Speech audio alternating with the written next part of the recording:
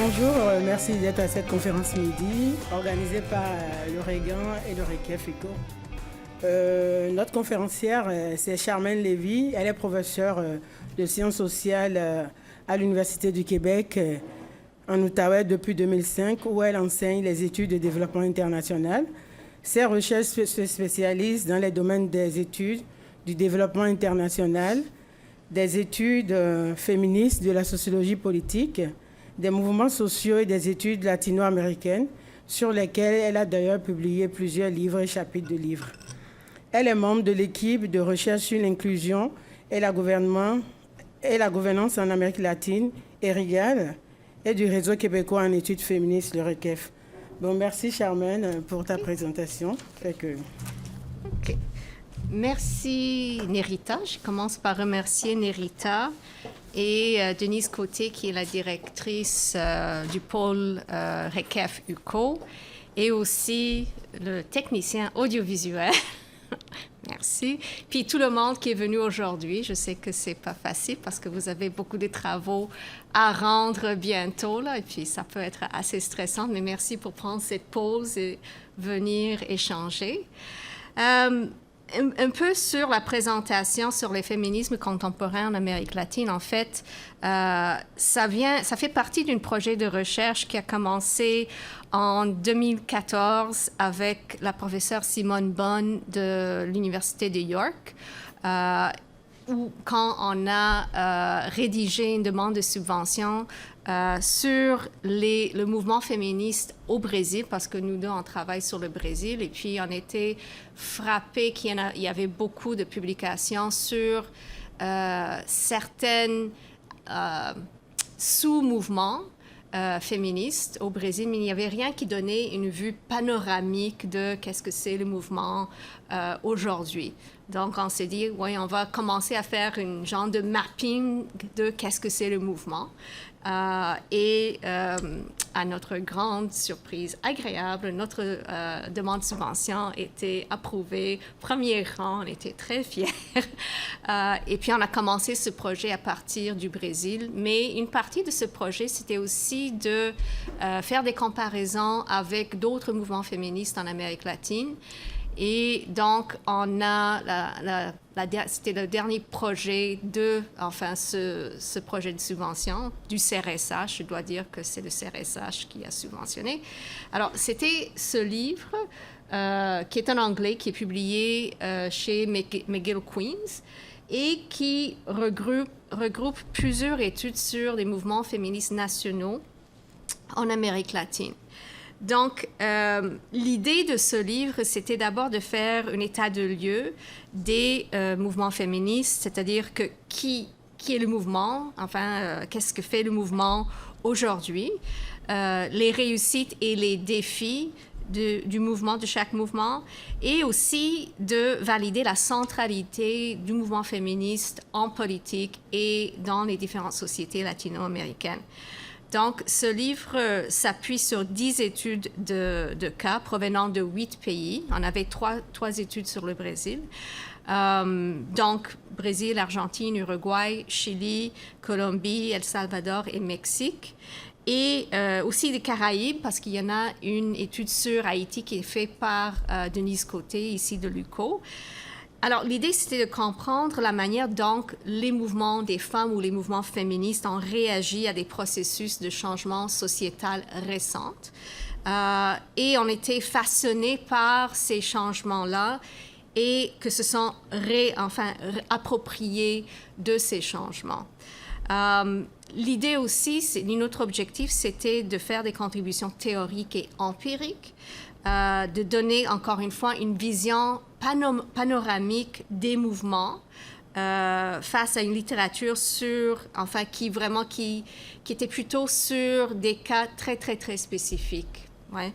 Donc, et ce qui était intéressant, c'est que au fur et à mesure, ça a pris quand même plusieurs années de rassembler les chapitres. C'est toujours une aventure d'écrire un livre collectif. parce qu'il y a des gens qui désistent. Souvent, on a au début on a une douzaine de chapitres, puis il y a du monde qui désiste pour plusieurs raisons. Puis après ça, on a 10 chapitres. Et dans ce cas aussi, on voulait donner la voix aux jeunes féministes latino-américaines. Et là aussi, ça comprend des traductions de chapitres aussi, d'espagnol en anglais. Donc, c'est tout un travail, mais ça vaut, pour moi, ça vaut vraiment la peine. C'est extrêmement riche. Et ce qui était intéressant aussi, il y en avait, pendant qu'on travaillait sur ce livre-là, il y a tellement de choses qui sont passées dans le mouvement. Si on prend, l'approbation de l'avortement en Argentine, au Mexique, plus récemment cette année, en Colombie. Donc, pendant qu'on écrivait, on voyait comment ça bougeait aussi, puis sans parler de tout ce qui s'est passé au Chili aussi, et l'implication du mouvement féministe dans l'élection d'un gouvernement assez progressiste, assez issu du mouvement féministe, issu du mouvement étudiant aussi. Donc, c'est très stimulant, voilà.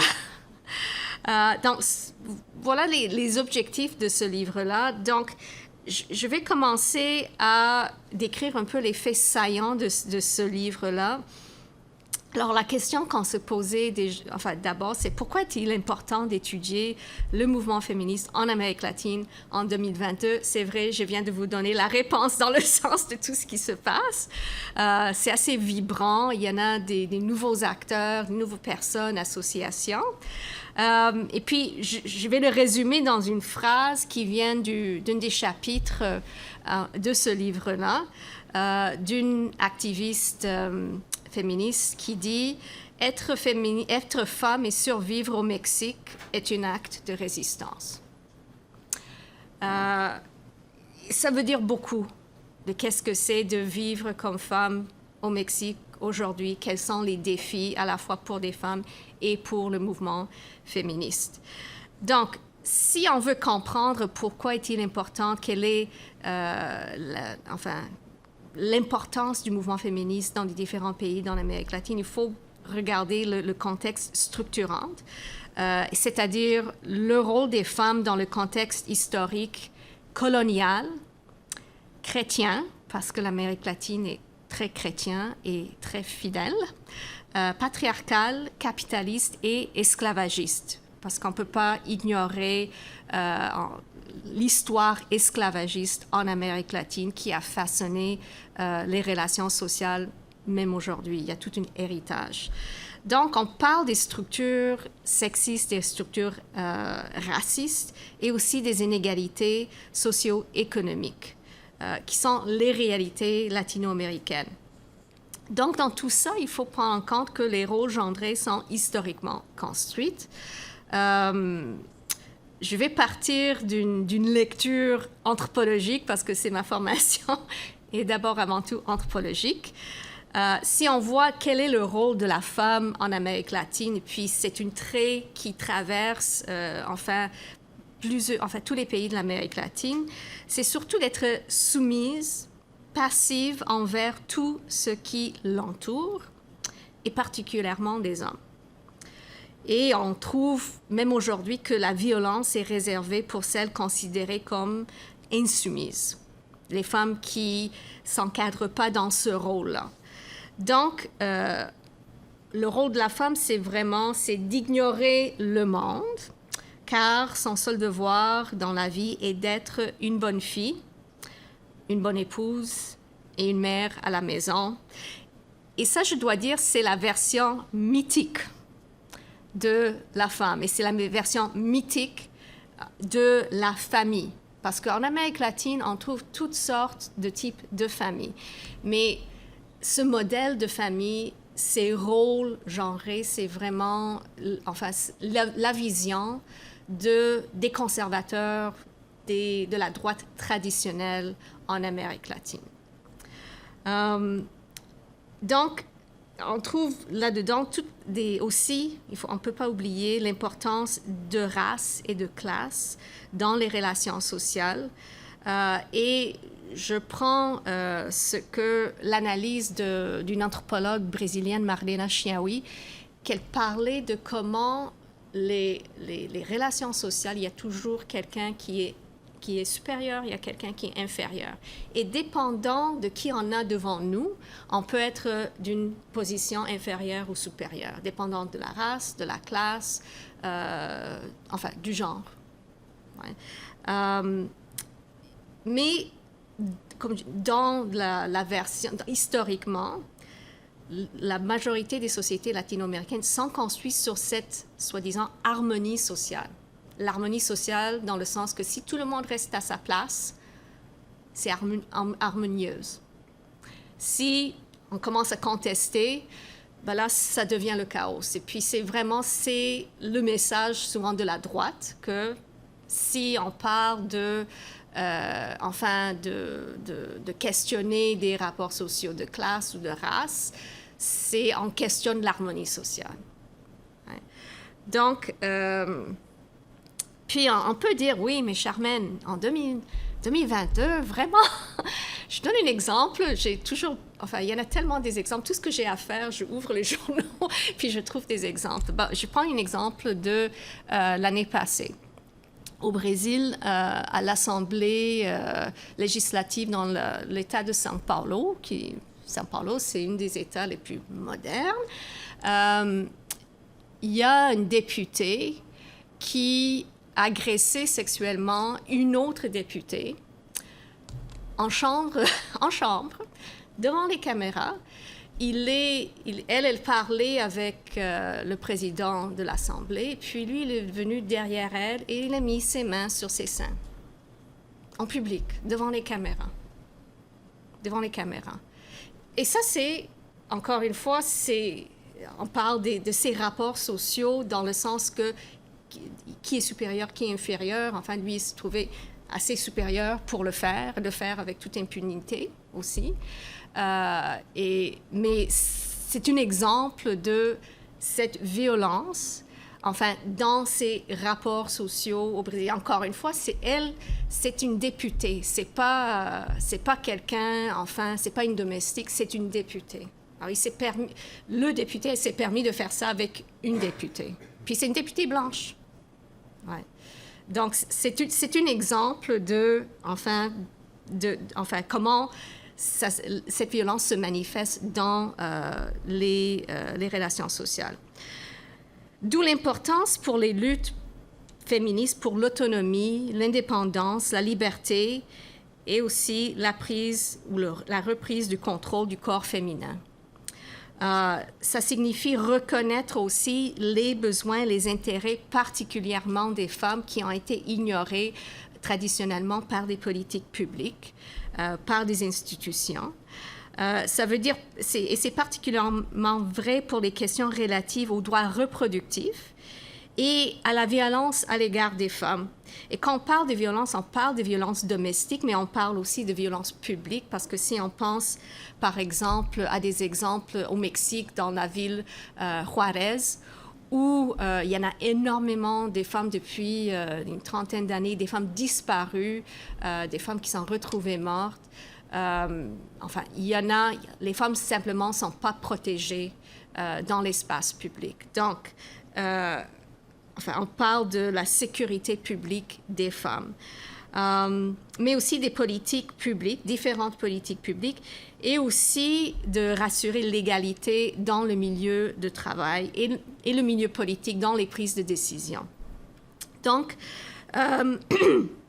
l'Amérique latine a eu des taux des plus élevés de violence au genre au monde. Et encore une fois, on parle de plusieurs types de violences de genre. Et puis, des pays comme le Brésil, le Mexique, l'Argentine, le Pérou, El Salvador et la Bolivie représentent une majorité des cas de violence dans la région. Encore une fois, on parle de violence d'une partenaire intime ou de violence ou d'une ancienne partenaire. Puis, encore une fois, hier, j'ai décidé pour le fun d'ouvrir un journal brésilien. Et là, il y a un cas de violence domestique d'un homme qui a tué sa femme. Enfin, qui a tué sa femme et puis qui l'a avoué qui a essayé de se tuer, mais bon, ça n'a pas marché. Puis il a parlé avec son frère pour dire j'ai fait une merde, voilà. Et ça, c'est vraiment, c'est quasiment tous les jours. Ce qui a changé, ce qui est intéressant, c'est que maintenant, on les rapporte comme des cas de fémicide. Et ça, je vais revenir là-dessus, que l'importance qu'on a mis un nom là-dessus, parce qu'avant, c'était considéré comme un fait divers. Ouais. Donc, encore une fois, c'est la définition de fémicide qui est le meurtre d'une femme en raison de son sexe. Et la quantité, enfin, le fait que c'est tellement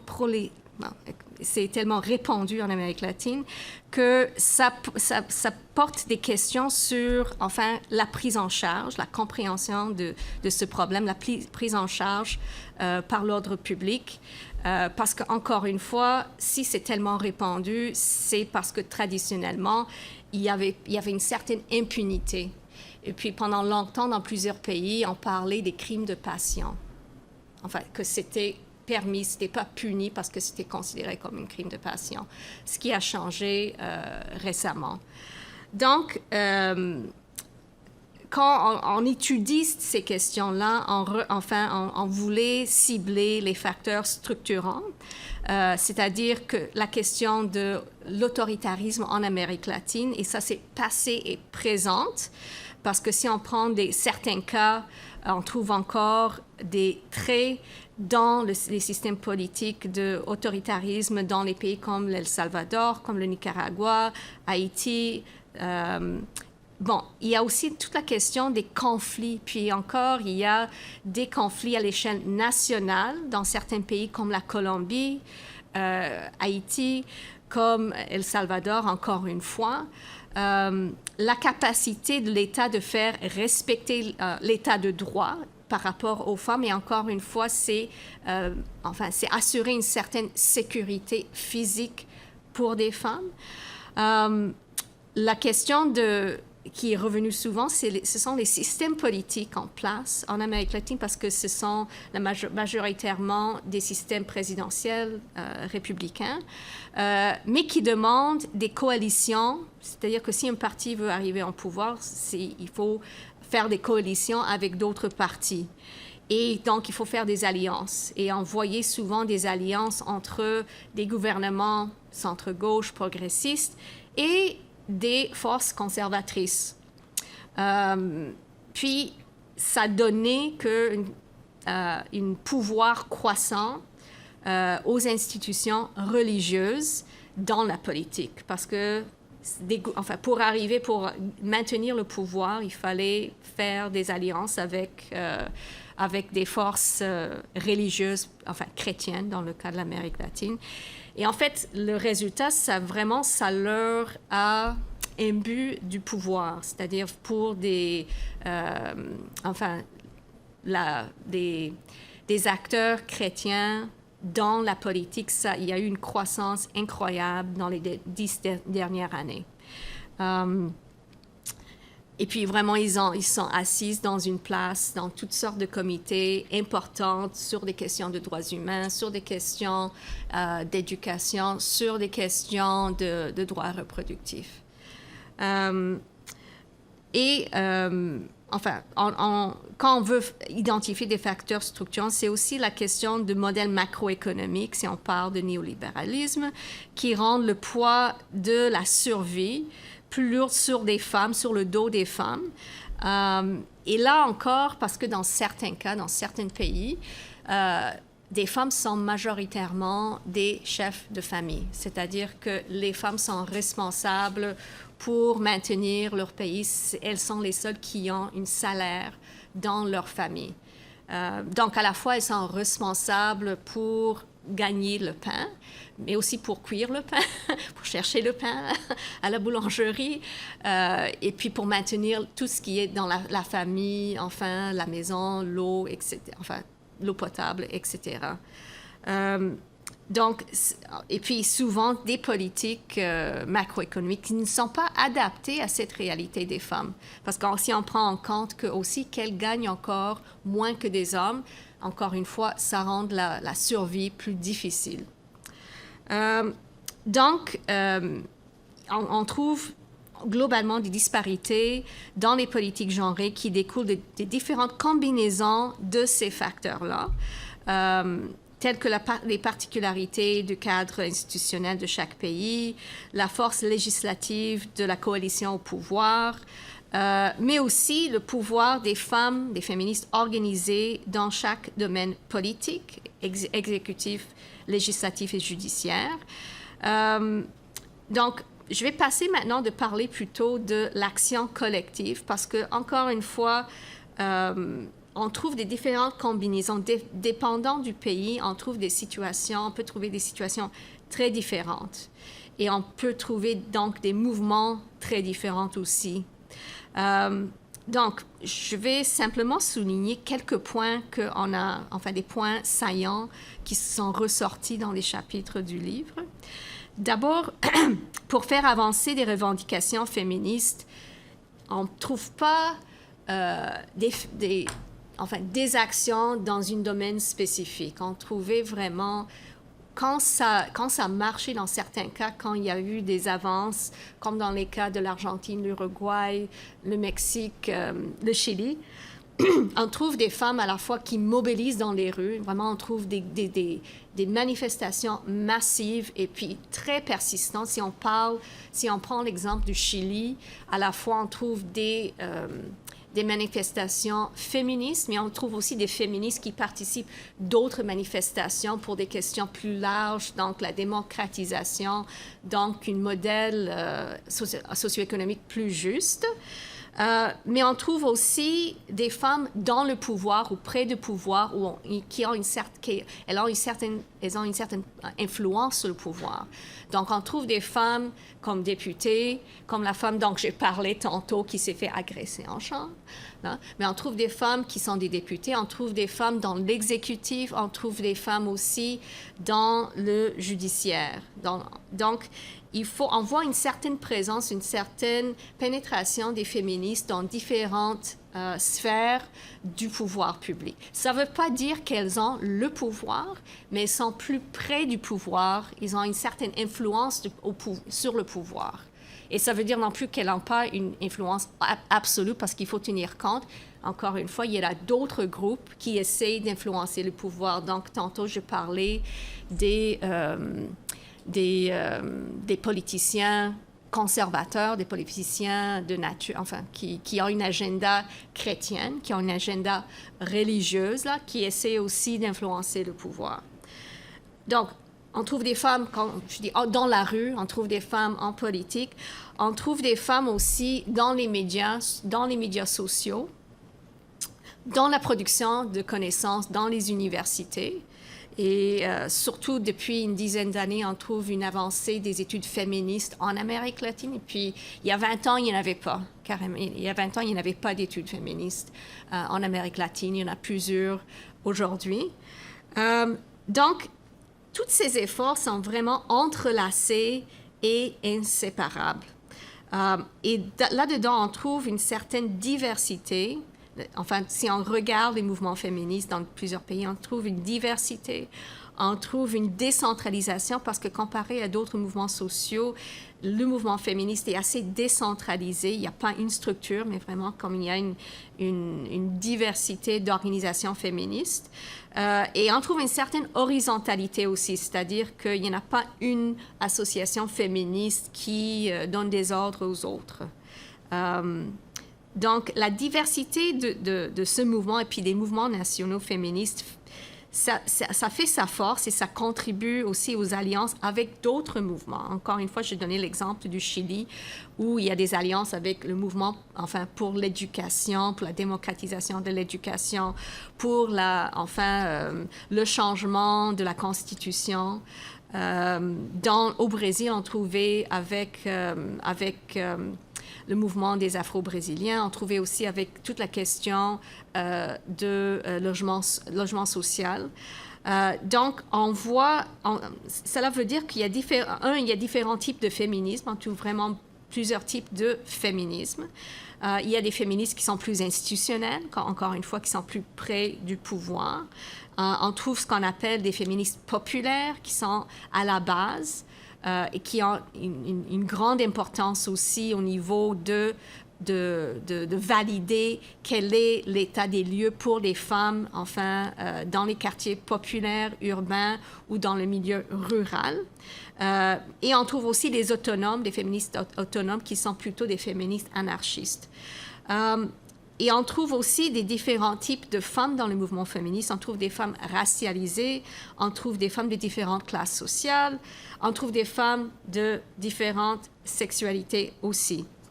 Donc, dans tout ça, enfin, cette diversité, l'idée, c'est vraiment qu'on a tout à gagner ou perdre ensemble. Il faut travailler. Si le mouvement féministe veut avancer, il faut travailler ensemble. Il faut trouver des points qui réunissent. Et puis, dans ce qu'on trouve dans plusieurs cas, des revendications qui réunissent les féministes, c'est la question de violence contre les femmes et puis la question de droits reproductifs. Et puis, je prends une autre citation des féministes en Argentine, dans ce sens-là, qui dit « S'ils en touchent une, ils nous touchent toutes ». Donc, une autre... ce qu'on trouvait aussi, c'est plus récemment la présence de cyberféminisme pour sensibiliser le public, mais aussi pour organiser c'était une moyen d'organiser des manifestations, des flash mobs, des marches, des sit-ins, etc. On trouve, un autre point, on trouve la présence des partis progressistes au gouvernement central.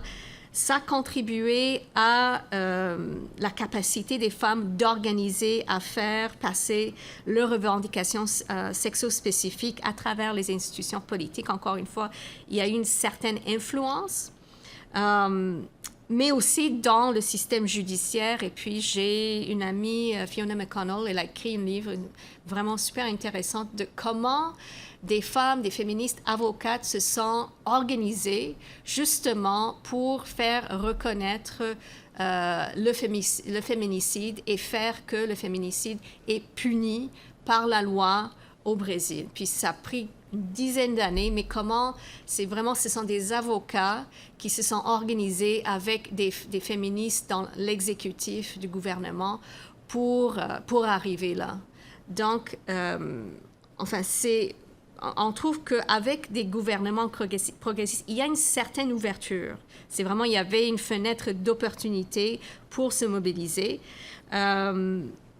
Mais dans certains cas, ça a créé aussi ce que moi j'appelle une certaine immobilisation, c'est-à-dire que le fait qu'il y ait une proximité entre des groupes féministes, des organisations féministes et les gouvernements au pouvoir, les féministes étaient réticentes de critiquer ces gouvernements-là, parce qu'il y avait comme une certaine alliance. Donc, il y avait une certaine relation, ce que moi j'appelle néo-corporativiste aussi, qui, dans le cas du Brésil, pour un certain moment, ça affaiblit le mouvement, sa capacité de se mobiliser. Ouais.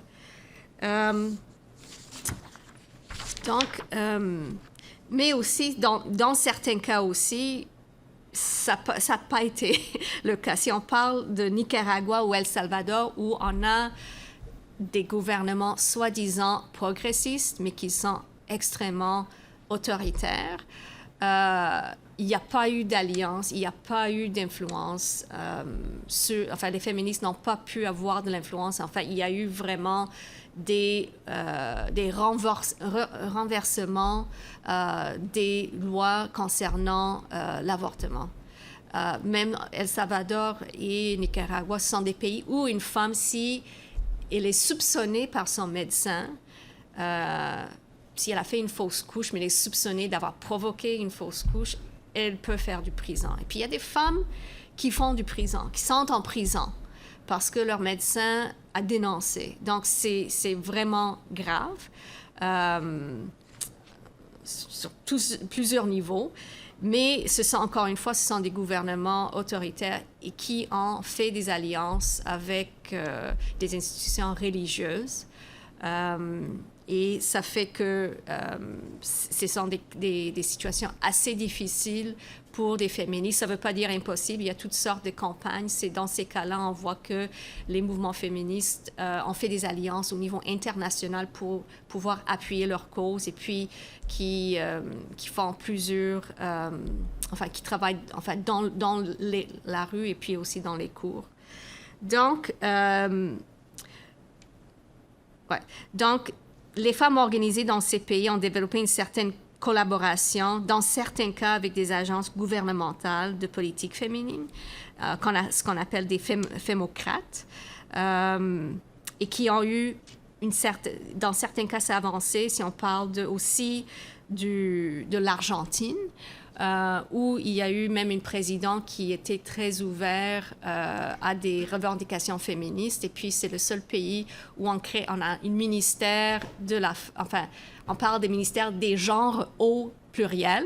Je pense que c'est la seule pays au monde où on a...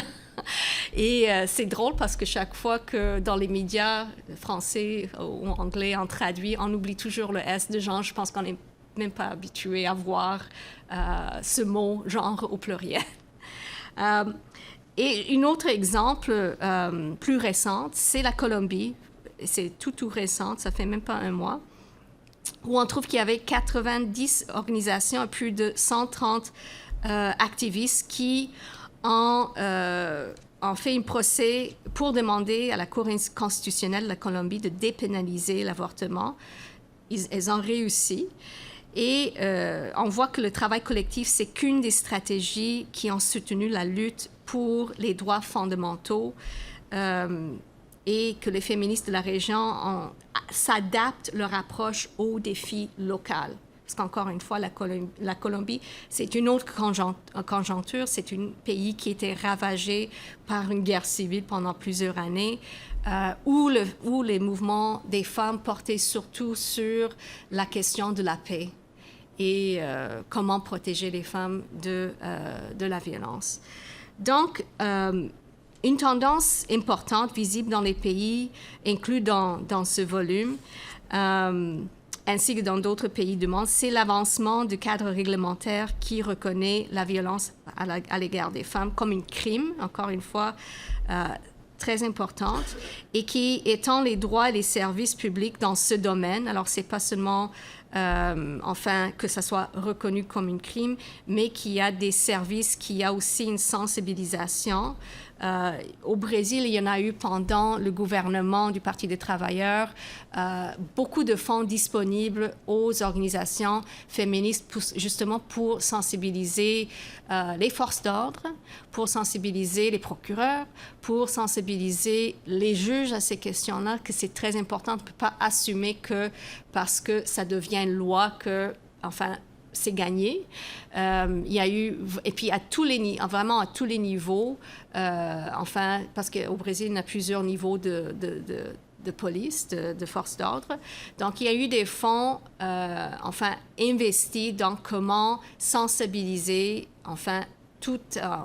des fonctionnaires publics à ces questions-là. Et puis, il faut dire, c'est tout un travail, parce qu'on trouve encore des juges qui n'y croient pas, qui ont encore ce que j'ai décrit au début, cette image de la famille, cette image, cette vision de ce que la femme devrait être, soumise, silencieuse.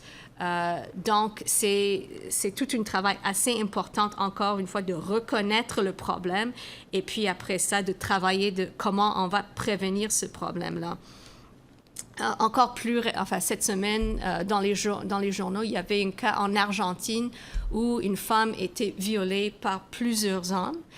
Et justement, la ministre de la femme, des genres, elle a fait une sortie assez intéressante pour dire qu'il faut qu'on travaille, c'est une question culturelle, il faut qu'on travaille, enfin, qu'est-ce qui fait que ces hommes se sont dit qu'ils se sont permis de faire cet acte de violence? Comment est-ce qu'ils sont arrivés là? Ouais.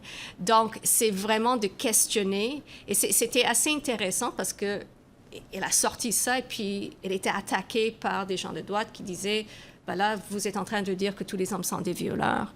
Puis elle dit non, c'est pas ça que je veux dire. Mais c'est de comprendre qu'est-ce qui fait que des hommes, enfin, sont allés jusque-là. Ouais.